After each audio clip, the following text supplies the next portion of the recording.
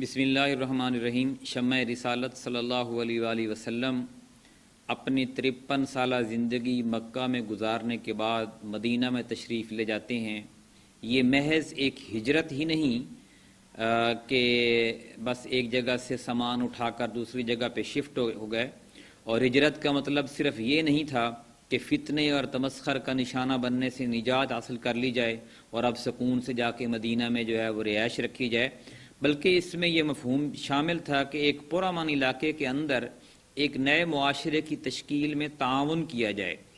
اس لیے ہر صاحب استطاعت مسلمان پر فرض قرار پایا تھا کہ اس وطن جدید کی تعمیر میں حصہ لے اور اس کی پختگی، حفاظت اور رفعت شان میں اپنی کوشش صرف کرے۔ یہ بات تو قطعی طور پر معلوم ہے کہ رسول اللہ صلی اللہ علیہ وسلم ہی اس معاشرے کی تشکیل کے امام، قائد اور رہنما تھے، اور کسی نزاع کے بغیر سارے معاملات کی باغ ڈور آپ کے ہاتھ میں تھی۔ مدینے میں رسول اللہ صلی اللہ علیہ وسلم کو 3 طرح کی قوموں سے سابقہ پیش تھا، جن میں سے ہر ایک کے حالات دوسرے سے بالکل جداگانہ تھے، اور ہر ایک قوم کے تعلق سے کچھ خصوصی مسائل تھے جو دوسری قوموں کے مسائل سے مختلف تھے۔ یہ تینوں اقوام اس حسب ذیل ہیں۔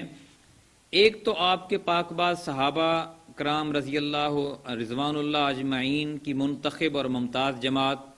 دوسرے مدینے کے قدیم اور اصلی قبائل سے تعلق رکھنے والے مشرکین جو اب تک ایمان نہیں لائے تھے، اور تیسرے یہود جو خود مدینہ کے اندر بھی تھے اور اطراف میں بھی تھے۔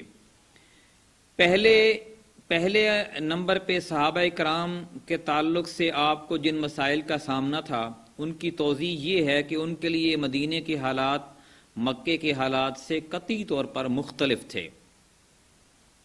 مگر مکہ میں اگرچہ ان کا کلمہ ایک تھا اور ان کے مقاصد بھی ایک تھے، مگر وہ مختلف گھرانوں میں بکھرے ہوئے تھے اور مجبور و مقہور اور کمزور تھے۔ ان کے ہاتھوں میں کسی طرح کا کوئی اختیار نہیں تھا، سارے اختیارات دشمنان دین کے ہاتھوں میں تھے، اور دنیا کا کوئی بھی انسانی معاشرہ جن اجزاء اور لوازمات سے قائم ہوتا ہے، مکہ کے مسلمانوں کے پاس وہ اجزاء سرے سے تھے ہی نہیں کہ ان کی بنیاد پر کسی نئے اسلامی معاشرے کی تشکیل کر سکیں۔ اس لیے ہم دیکھتے ہیں کہ مکی صورتوں میں صرف اسلامی مبادیات کی تفصیل بیان کی گئی ہے، اور صرف ایسے احکامات بیان کیے گئے ہیں جن کا انفرادیت سے تعلق ہوتا ہے، جن کا تنہا ایک انسان سے تعلق ہوتا ہے۔ اس کے علاوہ نیکی، بلائی اور مکارم اخلاق کی ترغیب دی گئی ہے۔ جیسے ہی یہ مسلمان مدینہ میں آتے ہیں تو ان کو اجتماعی معاملات کی مسائل سے آگاہ کیا گیا ہے۔ مدینہ میں مسلمانوں کو زمام کار پہلے ہی دن سے خود ان کے اپنے ہاتھ میں تھی، اور ان پر کسی دوسرے کا تسلط نہ تھا۔ اس لیے اب وقت آ گیا تھا کہ مسلمان تہذیب و عمرانیات، معاشیات، اقتصادیات، سیاست و حکومت اور صلح و جنگ کے مسائل کا سامنا کریں، اور ان کے لیے حلال و حرام اور عبادات و اخلاق وغیرہ مسائل زندگی کی بھرپور تنقیح کی جائے۔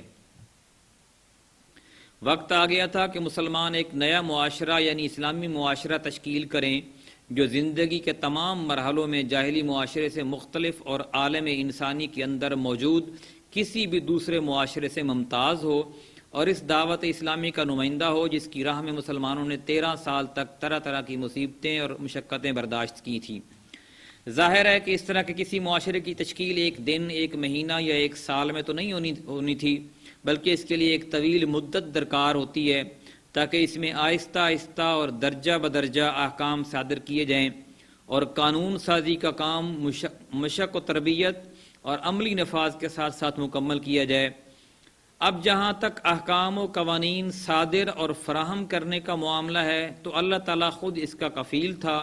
اور جہاں تک ان احکام کے نفاذ اور مسلمانوں کی تربیت اور رہنمائی کا معاملہ ہے تو اس پر اللہ کے رسول صلی اللہ علیہ وسلم مامور تھے۔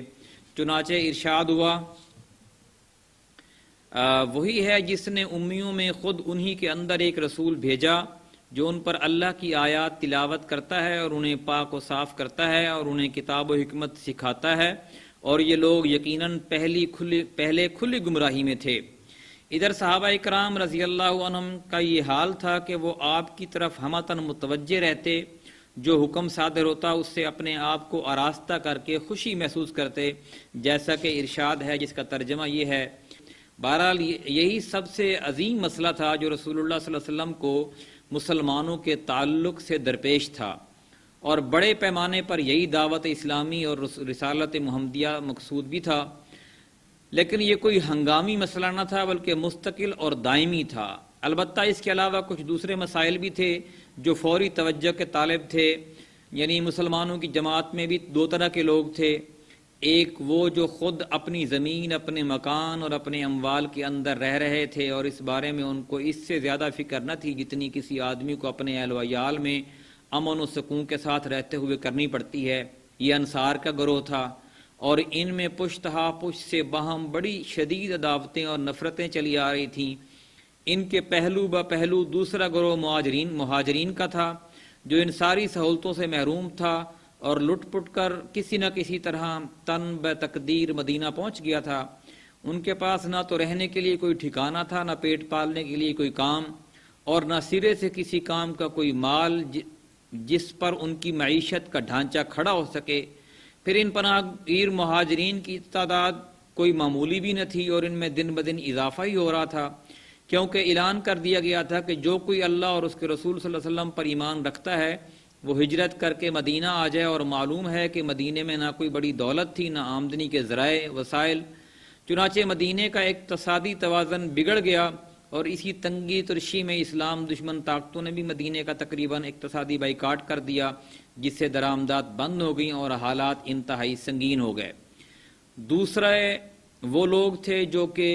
مشرکین تھے مدینہ کے اندر، اور تیسرے یہود تھے۔ ان کے کیا حالات تھے اور ان کے مسلمانوں کے ساتھ کیسے روابط تھے، یہ انشاءاللہ ہم اگلے پروگرام میں ڈسکس کریں گے۔